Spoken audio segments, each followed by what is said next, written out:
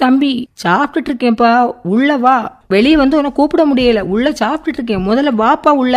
ஏக்கா நீங்க சாப்பிட்டு முடியுங்க அக்கா, நான் உங்கள்ட்ட ஒரு விஷயம் மட்டும் தான் கேட்க வந்தேன். தம்பி சாப்பிட்டுட்டு இருக்கேன், நீனும் அதுல ஒரு சேரை போட்டு உட்காருப்பா.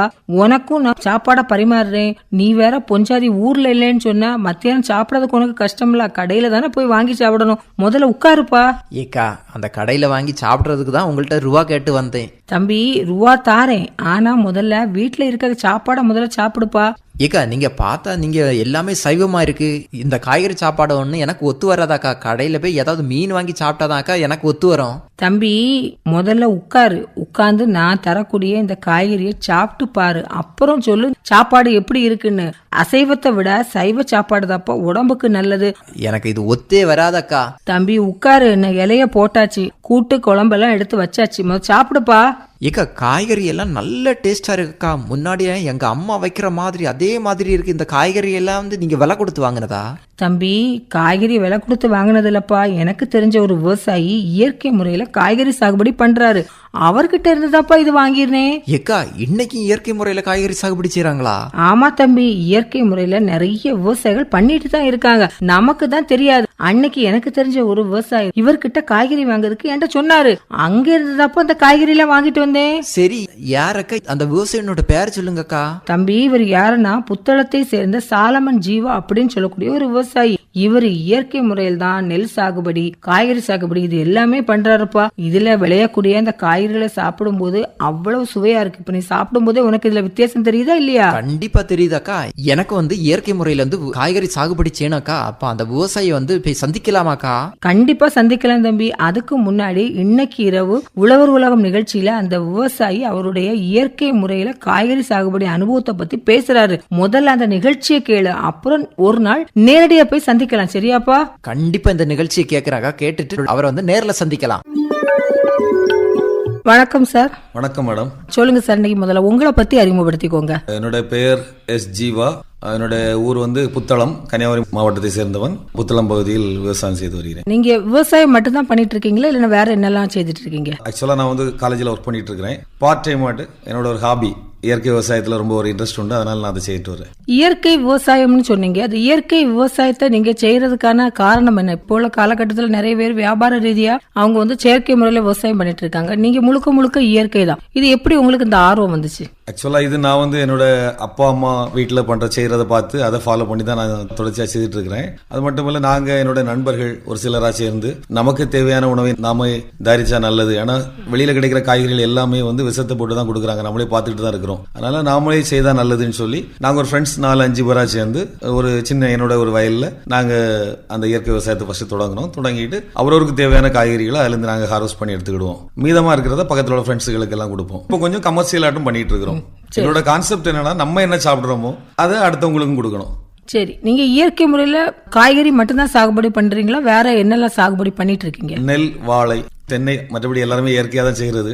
எல்லாருமே எங்க ஊர்ல தென்னைக்கு யாருமே வந்து ஆர்டிபிஷியல் முறையில் செய்யறது கிடையாது, எல்லாமே இயற்கையா தான் செய்துட்டு இருக்காங்க. அதனால தென்னையும் வாழை, நெல். சரி சார், இப்போ நீங்க சொன்னீங்க நான் இயற்கை முறையில விவசாயம் பண்ணிட்டு இருக்கேன் அப்படின்னு சொன்னீங்க. இப்போ நீங்க காலேஜ்லயும் வேலை பார்த்துட்டு இந்த விவசாயத்தையும் நீங்க தான் பண்றேன் அப்படின்னு சொன்னீங்க. இது எப்படி ரெண்டுக்கும் நேரம் ஒதுக்குறீங்க? ஆக்சுவலா மார்னிங் நாங்க எல்லாரும் வாக்கிங் போவாங்கல்ல மேடம், அப்ப நாங்களும் ஆக்சுவலா வாக்கிங் தான் போயிட்டு இருந்தோம். நாங்க ஃப்ரெண்ட்ஸ் எல்லாம் சேர்ந்து இருந்து அப்பதான் எங்க அப்பா சொல்லுவாரு, எதுக்கு தேவையெல்லாம் வாக்கிங் போயிட்டு இருக்க, வயல்ல போய் ஏதாவது கொஞ்சம் வேலை செய்யலாம்னு சொல்லுவாரு வாக்கிங் போற டைம்ல. அப்போ எங்களுக்கு தோணுச்சு இது பெஸ்டா தோணுச்சு. நாங்க ஃப்ரெண்ட்ஸ் எல்லாம் சேர்ந்து டிசைட் பண்ணோம், நம்ம ஏதாவது வித்தியாசமா செய்வோம்னு சொல்லி வீட்டுக்கு தேவையான காய்கறிகளை நம்ம செய்வோம். முதல் வந்து ஜஸ்ட் ஒரு கத்தரிக்காய், வெள்ளரிக்காய் இது மட்டும் தான் பண்ணோம். ஆனா இப்போ எங்களுக்கு தேவையான சின்ன வெங்காயம், முள்ளங்கி, கீரை, பாகற்காய், புடலங்காய் எல்லாம் எதெல்லாம் தேவையோ எல்லாம் மேக்சிமம், உருளைக்கிழங்கு, பல்லாரியை தவிர வேற எல்லாமே நாங்களே எங்களுக்கு வீட்டுக்கு தேவையான உற்பத்தி பண்ணிக்கிட்டோம். இப்போ நீங்க சொன்னீங்க காய்கறி நான் இயற்கை முறையில பண்ணினேன் அப்படின்னு சொன்னீங்க.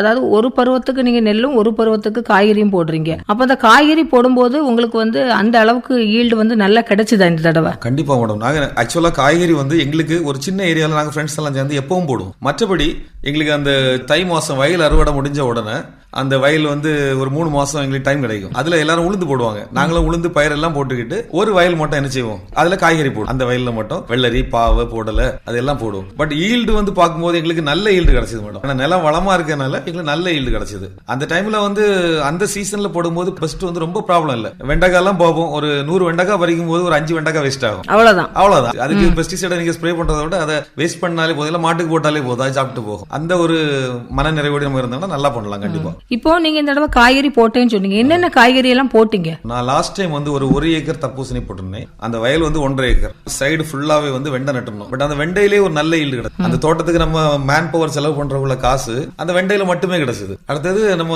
தர்பூசணி வந்து கன்னியாகுமரி மாவட்டத்தில் புதுசா நாங்க ட்ரை பண்ணோம். பட் நல்ல ஈல்டு மேடம். ஒரு காய் வந்து 12 கிலோ 15 கிலோ வரை வந்து எந்த ஒரு கெமிக்கல் ஃபர்டிலைசரும் யூஸ் பண்ணாம கிடைச்சது. நல்ல ஈல்டு கிடைச்சது. ஆனா ஒரு ப்ராப்ளம் என்னன்னா மழை பெய்யுதுன்னா ரொம்ப கஷ்டம். எனக்கு லாஸ்ட்ல கொஞ்சம் ஒரு 3-4 டன் பறிக்க முடியல. 1 ஏக்கர்ல 10 டன்னுக்கு மேல ஹார்வெஸ்ட் பண்ணியிருந்தேன். மோர் தென் 10 டன்ஸ். நாகர்கோயில்ல ஒரு கடைக்கு தான் ரெகுலரா கொடுத்துட்டு இருந்தேன். பட் லாஸ்ட்ல எனக்கு ஒரு 3-4 டன்ஸ் வந்து எனக்கு என்ன பண்ண முடியல, மழை பெய்தனால ஹார்வெஸ்ட் பண்ண முடியல. ஹார்வெஸ்ட் பண்ணாலும் என்ன ஆகுனா லேசா தண்ணி பட்டாலே அதுல பொட்டு மாதிரி வந்து அழுகிரும். அந்த ஒரு ப்ராப்ளம் தான் அதுல. மற்றபடி வெள்ளரி, பாகற்காய், புடலங்காய் போடணும் ஒரு 1/2 ஏக்கர்ஸ்ல. அதுவும் நல்ல ஈல்டு கிடைச்சது. ஏன்னா அது வந்து ஷார்ட் டியூரேஷன் கிராப், 40 நாள்லயே உங்களுக்கு பலன் கிடைச்சிரும்.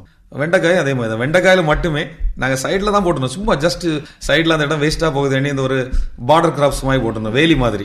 அதுல நல்ல ஈல்டு. அந்த நாங்க அதுல செலவு பண்ண காசோட அந்த வெண்டைக்காயில கிடைச்சது. மீதி எல்லாமே நமக்கு லாபம் தான். இப்போ நீங்க வெள்ளரி, புடலங்காய், பாவக்காய் இதெல்லாம் போட்டேன்னு சொன்னீங்க. இதெல்லாம் எத்தனை மாதத்துல நீங்க வந்து உங்களுக்கு அறுவடையாச்சு? அதுல எவ்வளவு உங்களுக்கு ஈல்டிங் வந்து நீங்க எதிர்பார்த்ததை விட அதிகமா கிடைச்சது? ஆக்சுவலா வந்து 35ஆவது நாள்ல இருந்து வெள்ளரிக்காய் வந்து நல்ல செழிப்பா வந்துன்னா 35ஆவது நாள் வந்து காய் பறிக்கலாம். 40 நாள்ல இருந்து அது ரெகுலர் ஈல்டு ஆரம்பிச்சிடும். 40 நாள்ல இருந்து நீங்க ஒரு நாள் விட்டு கண்டிப்பா நம்ம ஹார்வெஸ்ட் பண்ணிட்டே இருக்கலாம். இப்போ 1 ஏக்கர்ல நம்ம வெள்ளரி போட்டோம்னா ஒரு 50 சாக்கு, 50 மூட்டைன்னு சொல்லுவோம், 50 மூட்டை சராசரியா கிடைச்சிட்டு இருக்கிறோம். கூட தான் கிடைக்கும். அதே வந்து நல்ல ஈல்டு. எங்களுக்கு ஈல்டு பார்க்கும்போது நாங்க பக்கத்துல கெமிக்கல் ஃபர்டிலைசர் யூஸ் பண்ணி பண்ணதோட எங்களுக்கு நல்ல ஈல்டு கிடைச்சது. ஆனா நாங்க நிறைய உரம் வச்சோம். இதுக்கு வந்து நாங்க சாணி வெளியே தான் வாங்கணும். எங்க சாணி யூஸ் பண்ணல. ஏன்னா நம்ம ஊர்ல உள்ள சாணம் ரொம்ப கொஞ்சம் பச்சையா இருக்கும், ஏன்னா ஈரமா இருக்கும். அதனால திருநெல்வேலி டிஸ்ட்ரிக்ட்ல இருந்து ஆட்டு எருவும் மாட்டு எருவும் வாங்கி அதுக்கு யூஸ் பண்ணோம். அப்புறம் வெள்ளரிக்காய்க்கு என்ன செய்தோம்னா அந்த காய் பறிக்கூடிய டைம்ல கடலை புண்ணாக்கு இருக்குல்ல, கடலை புண்ணாக்க பொடிச்சு மிஷின்ல கொடுத்து பொடிச்சு அதை வந்து வேப்பங்கொட்டை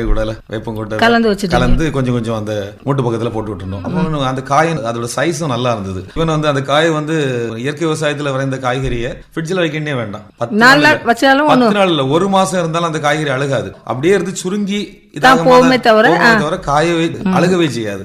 அப்படி ஒரு நல்ல செல்ஃப் லைஃப் உள்ள இருக்கும் இயற்கை விவசாயத்துல அந்த காய்கறி. இல்ல முன்னாடி நம்ம சின்ன வயசுல எல்லாம் நான் சாப்பிடும் போது அந்த காய்கறி எல்லாம் அவ்வளவு டேஸ்டா இருக்கும். சாப்பிடும்போது கறி வச்சாலுமே நம்ம அதுல தேங்காய் போடாம சும்மா உப்பு புளி வச்சு நம்ம போட்டாலுமே அது அவ்வளவு டேஸ்டா இருக்கும். ஆனா இப்ப உள்ள காய்கறி பாருங்க, நீங்க சொன்ன மாதிரி ஃப்ரிட்ஜ்ல வைக்காம ஒரு நாள் வெளியே வச்சாலும் அடுத்த நாள் அது அழுவி போயிரும். இன்னொன்னு டேஸ்ட் அந்த பழைய டேஸ்ட் நமக்கு இல்ல. சாப்பிட்டுருப்பீங்கல்ல? ஆமா, செந்தோளம் பழம். ஆமா, நீங்க சின்ன பிள்ளைங்களா இருக்கும்போது சாப்பிட்ட பழத்துக்குள்ள டேஸ்டும் இப்ப பழத்துக்குள்ள டேஸ்டும் இல்லவே இல்ல. வித்தியாசமா இருக்கு. ஒரு புளிப்பு தன்மை இருக்கு. பழம் ரோட்ல கடையில கட்டி போட்டுண்டா மனம் ஸ்மெல், வீட்டுக்குள்ள வச்சிருந்தாலே இந்த சக்கப்பழம் போல நல்ல மனம் வந்து மொச்சிட்டே இருக்கு. ஆமா, இப்ப அதெல்லாம் பார்க்கவே முடியல. ஏன்னா இப்ப மட்டிப்பழம் வந்து அந்த பழைய டேஸ்ட் இல்ல, அந்த ஸ்மெல்லும் இல்ல. எல்லாமே நம்மளே வந்து என்ன செய்ய நமக்கு நாமே தீமை விளைவித்துக் கொண்டு இருக்கிறோம். இப்ப நீங்க சொன்னீங்க நான் காய்கறி விவசாயம் நான் பண்ணும்போது வந்து நல்ல ஈல்டு கிடைச்சது அப்படின்னு சொன்னீங்க. நீங்க எதிர்பார்த்ததை விட உங்களுக்கு வந்து அதிக அளவுல உங்களுக்கு ஈல்டு கிடைச்சதா நீங்க செலவழிச்ச தொகையை விட?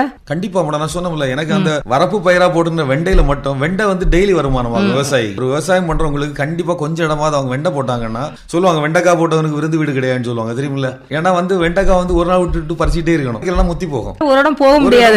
அது மட்டும் இல்ல, பூத்து ஏமாற்றாத காய் வந்து வெண்டைக்காய் மட்டும் தான். பூ வந்துன்னா கண்டிப்பா அதுல காய் வரும். அந்த வருமானமே வந்து போதும் ஒரு தோட்டத்துக்கு இது பண்றது. ஆனா இன்னைக்கு உள்ள நிலைமை என்னன்னா, இன்னைக்கு விவசாயி என்ன யோசிக்கிறாங்கன்னா, ஒருவேளை நம்ம வந்து ஃபெயிலியர் ஆயிட்டுனா என்ன செய்வோம், அந்த ஒரு மனசு அது மாறணும். இயற்கை விவசாயத்தில் வரும்போது கொஞ்சம் தைரியம், மன தைரியம் வேணும். நம்ம எதையும் ஃபேஸ் பண்ணலாம்.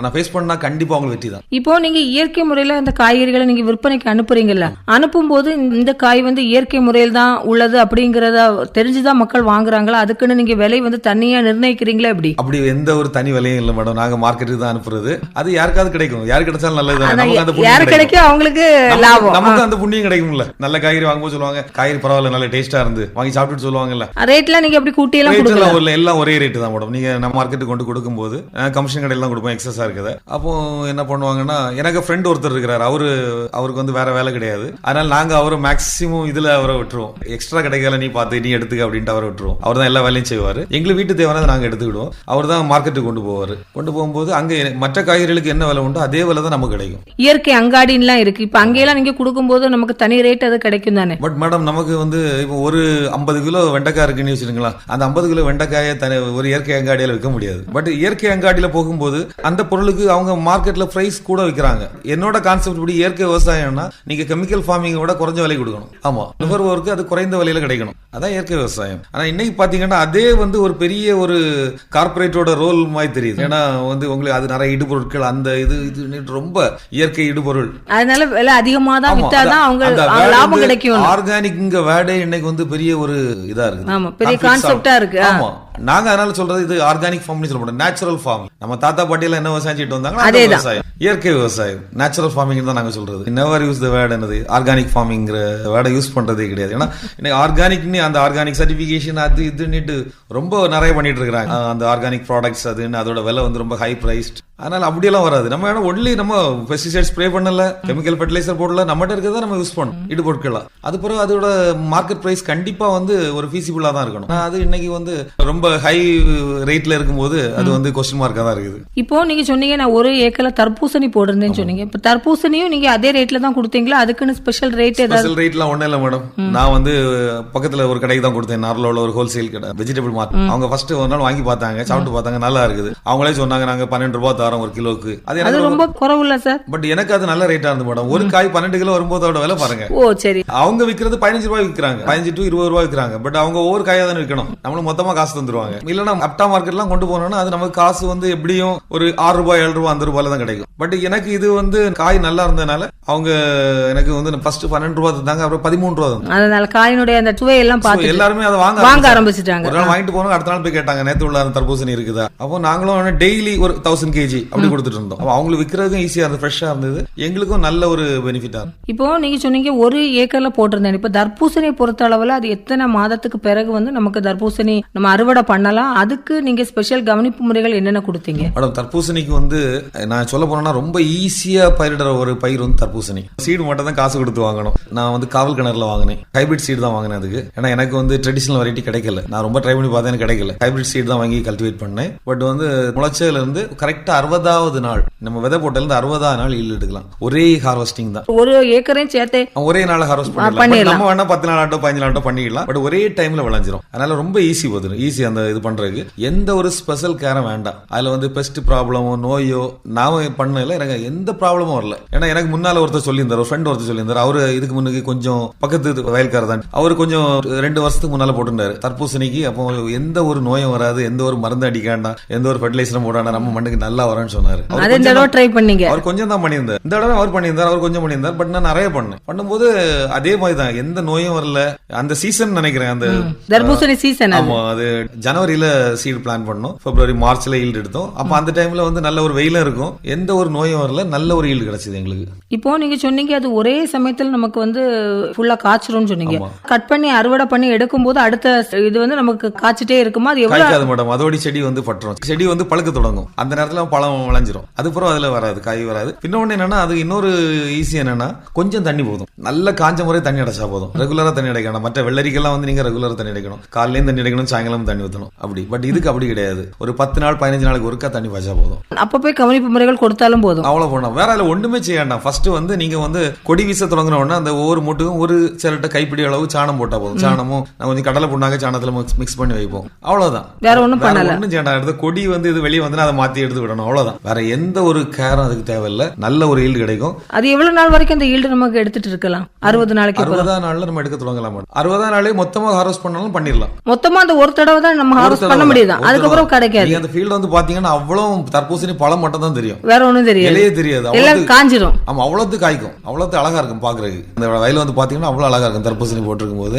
நிறைய மேக்ஸிமம் ஈல்டு கிடைக்கும். நீங்க ஆனா அந்த பழத்தை அப்படியே 20 நாள் 25 நாள் வச்சிருந்தாலும் ஒண்ணும் செய்யாது. அதே மாதிரி டேமேஜ் ஆகாம நீங்க கட் பண்ணி வீட்டுல கொண்டு வச்சிருந்தீங்கன்னா 2 மாசம் 3 மாசம் வரை வீட்டுல வைக்கலாம், ஒண்ணுமே செய்யாது. ஏன்னா நம்ம நேச்சுரலா பண்ணதுனால அதுல எந்த விதமான நோய் தாக்குதல் எதுவுமே வராது, அழுகாது, ஒண்ணுமே செய்யாது மேடம். அப்படியே இருக்கும். நாங்க வந்து இப்போ ஒரு 3 months வரை வச்சிருந்தோம் வீட்டுல. தேவைக்கு டெய்லி ஒன்னு எடுத்து பிள்ளைங்களுக்கு சாப்பிடுறாங்க. அப்படி இப்போ ஒரு ஏக்கர்ல இப்போ ஒரு விவசாயி வந்து தர்பூசணி நம்ம கன்னியாகுமரி மாவட்டத்தை பொறுத்த அளவுல பண்ணணும்னு நினைச்சாருன்னா அவருக்கு எவ்வளவு செலவாகும், லாபம் ஒரு சராசரியா எவ்வளவு கிடைக்கும்? செலவு வந்து ரொம்ப குறைவு. சீடு வாங்குறது மட்டும் தான் செலவு. அதுவும் அந்த நம்ம பாத்தி போடுறது, அதை பாத்தி இப்போ வந்து நான் வந்து ஆக்சுவலா அந்த டைம்ல பக்கத்துல எல்லாம் டிராக்டர் வச்சு பாத்தி போட்டாங்க. அதனால டிராக்டர் வச்சு பாத்தி போட்டேன். ரேட்டு ரொம்ப குறைவா தான் இருந்தது. நான் ஆட்கள் வச்சு பண்ணா கொஞ்சம் கூட நல்லா இருக்கும். நீங்க டிராக்டர் வச்சு பண்ணாலும் அடுத்து ஆட்களை வச்சு அதை சரி பண்ணணும். எனக்கு அதை ஸ்பீடா பண்ண வேண்டியதுனால எல்லாரும் செய்தனால நானும் பண்ணேன். அப்புறம் ஆட்களை வச்சு சரி பண்ணவும் செய்தோம். அதுக்கு ஒரு 1500 ஆகும் ஒரு ஏக்கருக்கு பாத்தி போடுறதுக்கு. அப்புறம் ஆட்கள் கூலி ஒரு 2000 ரூபாய், மொத்தம் 3500 ரூபாய். அது பிறகு சீடு வந்து ஒரு பாக்கெட் வந்து 400 rupees, 400 ரூபாய் வரும். ஒரு ஏக்கருக்கு 7 பாக்கெட்,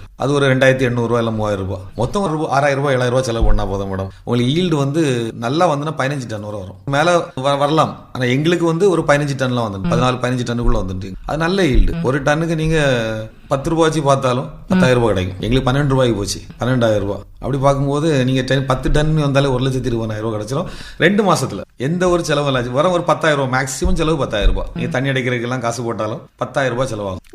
ஒரு 1,00,000 ரூபாய் நமக்கு ஒரு லாபம் மட்டும் கிடைக்கும். அந்த சீசன்ல மழையும் இருக்காது, அது ப்ராப்ளம் இல்ல. மழை வரக்கு முன்னாடி நம்ம பறிச்சுட்டு ஒதுக்கிடலாம். நல்ல ஒரு எல்லா விவசாயியும் ட்ரை பண்ணலாம். அந்த வயல்ல நல்ல ஈல்டு வருது கன்னியாகுமரி மாவட்டத்தை பொறுத்தவரையில. முன்னாடி வந்து நமக்கு ட்ரையான ஏரியால தான் அந்த தர்பூசணி விளையும், இங்க வராது அப்படின்னு சொல்லிட்டு நிறைய விவசாயிகள் வந்து போடுறதே இல்ல. இப்ப நீங்க தான் முத ட்ரை பண்ணிருக்கீங்க. நான் சொன்னல, என்னோட ஃப்ரெண்ட் ஒருத்தர் 2 வருஷத்துக்கு முன்னாடி ட்ரை பண்ணாரு. அப்போ நானும் தோட்டத்துல போட்டேன், 1-2 போட்டுனேன், நல்லா வந்தது. சரி, அப்போ இந்த தடவை நம்ம ஒரு லார்ஜ் ஸ்கேல்ல பண்ணி பிளான் பண்ணி பண்ணோம். பட் ரொம்ப சக்சஸ்ஃபுல்லா இருந்தது. ஏன்னா எங்க ஊர்ல நெக்ஸ்ட் இயர் நிறைய பேர் பிளான் பண்ணிருக்காங்க. இதை பார்த்து அடுத்த வருஷம் தர்பூசணி போடணும், கண்டிப்பா போடணும், நீ சீடெல்லாம் வாங்கி தந்துறேன்னு இப்பவுமே கேட்டுட்டு இருக்காங்க. இப்போ நீங்க சொன்னீங்க இந்த காய்கறி நான் விவசாயம் பண்ணிட்டு இருந்தேன், அதுல வெண்டைக்காவே நீங்க சுத்தி வேலி மாதிரி போட்டு அதுல ஒரு லாபம். மத்தபடி அந்த கொடி வகைகள் காய் தான் நீங்க நிறைய போட்டிருந்தீங்க. அதுல என்னென்ன காய் போட்டிருந்தீங்க? அதுல நோய் தாக்குதல், பூச்சி தாக்குதல் வந்துச்சுன்னா அதுக்கு வந்து என்ன கவனிப்பு முறைகள் கொடுத்தீங்க? மேடம், ஆக்சுவலா எங்களுக்கு வந்து அந்த ஃபர்ஸ்ட் வந்து அந்த நான் சொன்ன பழை அது ப்ராப்ளம் வரும். அந்த வெள்ளரி, புடலையில ரொம்ப ப்ராப்ளம் வராது, வெள்ளரியில கொஞ்சம் வரும். பாகற்காயில நிறைய ப்ராப்ளம் வரும். இந்த பழையோட ப்ராப்ளம், அந்த காய் டெவலப் ஆகும்போது அதுல வந்து அந்த பழை வந்து ஹோல் போட்டுட்டுனா அந்த பழம் ஃபுல்லா பழுத்து பாகற்காய் பிஞ்சிலே. அதுக்கு நாங்க அந்த கருவாட்டு பொரி தான் யூஸ் பண்ணோம். பட் அந்த டைம்ல ரொம்ப எங்களுக்கு அந்த ப்ராப்ளம் வரல. அந்த சீசன் வந்து ஏதோ நல்ல ஒரு ஃபேவரபிள் சீசன் நினைக்கிறேன். ஏன்னா கொஞ்சம் ட்ரை சீசன், வயல் எல்லாமே அப்போ எம்டிஆர் உளுந்து தான் போட்டுருந்தாங்க. உளுந்துனா அந்த மஞ்சள் கலர்ல அந்த இது வந்து பூச்சிகள்லாம் அதுல போயிடும். ஆமா, அதுல போயிடும். எங்களுக்கு ஒரு ரொம்ப ப்ராப்ளம் வரவே இல்லை. நாங்க கொஞ்சம் கருவாட்டு பொரி யூஸ் பண்ணியிருந்தோம். அப்புறம் ஒருக்கா நான் வந்து அந்த 3G கரைசல் சொன்னோம்ல, சில்லி, மிளகாய், பூண்டு, அந்த இஞ்சி, அந்த கரைசல் ஒருக்கா ஸ்ப்ரே பண்ணோம். பட் தேவையில்லை, அதனால நாங்க பண்ணியிருந்தோம். அவ்வளவுதான். அப்புறம் கொஞ்சம் ப்ராப்ளம் வரும். அதை நாங்க என்ன பண்ணிருக்கிறது, 100 வெண்டைக்காய் பறிச்சோம்னா ஒரு 5 வெண்டைக்காய் வேஸ்ட் ஆகும். அது பிரச்சனை இல்லைன்னு விட்டுட்டீங்க. அதே மாதிரி விட்டுட்டோம். இப்போ முன்னாடி எல்லாம் கொடி வகைகள்லாம் நம்ம போடும்போது பந்தல் வச்சுதான் அவங்க வந்து கொடி வகைகள் எல்லாம் போட்டிருந்தாங்க. ஆனா நீங்க உங்க வயல்ல அந்த பந்தல் வச்சு போடல, எல்லாமே அந்த கீழேயே தரையிலே வந்திருக்கு. இப்போ எல்லா விவசாயிகளும் இப்படிதான் பண்றாங்களா? இல்ல, பந்தல் விவசாயம் பண்ணிட்டு இருக்காங்க. பந்தல் விவசாயம் பண்ணா ரொம்ப நல்லது. ஏன்னா அந்த காய்கள் வந்து அதோட சேஃபே நல்லா இருக்கும், கொஞ்சம் கூட நீளமா இருக்கும், அதோட ஈல்டு நல்லா இருக்கும். பட் நாங்க வந்து அந்த குட்டை வகைகள் யூஸ் பண்ணோம், தர போடலன்னு சொல்லுவாங்க. அது போட்டனால ப்ராப்ளம். ஆனா வந்து மழை பெய்தா கஷ்டம். அதோட ஈல்டும் கொஞ்சம் குறவா தான் இருக்கும் பந்தல் வச்சு செய்யறதை விட. பந்தல் வச்சு செய்யறதா நல்லது. ஆனா நீங்க எப்படி செய்யல? ஏன்னா எங்களுக்கு ஒரு ஷார்ட் டியூரேஷன், அடுத்த வயல் வைக்கணும். பந்தல்னா நம்ம பெர்மனண்டா ஒரு அட்லீஸ்ட் ஒரு சீசனுக்காக வைக்கணும் இல்ல மேடம். 40 நாள்ல ஈல்டு தொடங்கிடும். ஒரு 70-75 நாள் வரை ஈல்டு எடுக்கலாம். டெய்லி ஒரு நாள் விட்டு ஒரு நாள் பறிச்சிட்டே இருக்கலாம். அதுலயே உங்களுக்கு ஒரு நல்ல லாபம் கிடைச்சு. அதுலயே நல்ல லாபம் கிடைச்சு. அப்ப நீங்க சொன்னது மாதிரி இந்த நெல்லு முடிச்சதுக்கு அப்புறம் அந்த இது போடாமலே அந்த உளுந்து தான் போடணும் அப்படின்னு அவசியம் இல்ல. உளுந்து போடாட்டாலுமே நம்ம வந்து காய்கறி போட்டாலுமே நமக்கு ஒரு நல்ல ஈல்டு கிடைக்கும். ஈல்டு கிடைக்கிற மட்டும் இல்ல, இதுலயே நமக்கு வந்து ஈவன் வெள்ளரி, புடலையில எல்லாம் நிறைய பயோமாஸ் கிடைக்குது. நிறைய அந்த இலை ஃபுல்லா தர ஃபுல்லா படந்துரும். அது அவ்வளவு நல்ல வரும். உளுந்தே மாதிரி உளுந்து நைட்ரஜனை ஃபிக்ஸ் பண்ணி வைக்குது. பட் இதுவும் ஒரு ஆர்கானிக் சோர்ஸ் தானே மேடம், கார்பன் சோர்ஸ் தானே. தலைச்சத்து நிறைய கிடைக்கும். அந்த லேண்ட் ஃபுல்லாவே ஒரு மூடாக்கு மாதிரி, மல்ச்சிங் மாதிரியா இருக்கும். அதனால நம்ம வந்து எவ்வளவு பசுந்தாள் உரம் கொண்டு போட்டாலும் அதை விட ஒரு நல்ல இதா தான் இருக்கும். அதோட வேர் தொகுப்பு எல்லாம் சேர்ந்து மண்ணுக்கு ஒரு நல்ல ஒரு வளமுள்ள ஒண்ணா தான் இருக்கும். நிறைய விஷயங்களை சொன்னீங்க. கண்டிப்பா அது பயனுள்ள வகையில அமையும் அப்படிங்கிற நம்பிக்கையோடு இன்னைக்கு உங்ககிட்ட இருந்து விடைபெற்றுக் கொள்கிறோம். ரொம்ப நன்றி சார். நன்றி மேடம். இதுவரை இயற்கை முறையில் காய்கறி சாகுபடி நேர்முகம் கேட்டீர்கள். பங்கேற்றவர் புத்தளம் சாலமன் ஜீவா அவர்கள். உடன் உரையாடியவர் ரதி அருண்குமார்.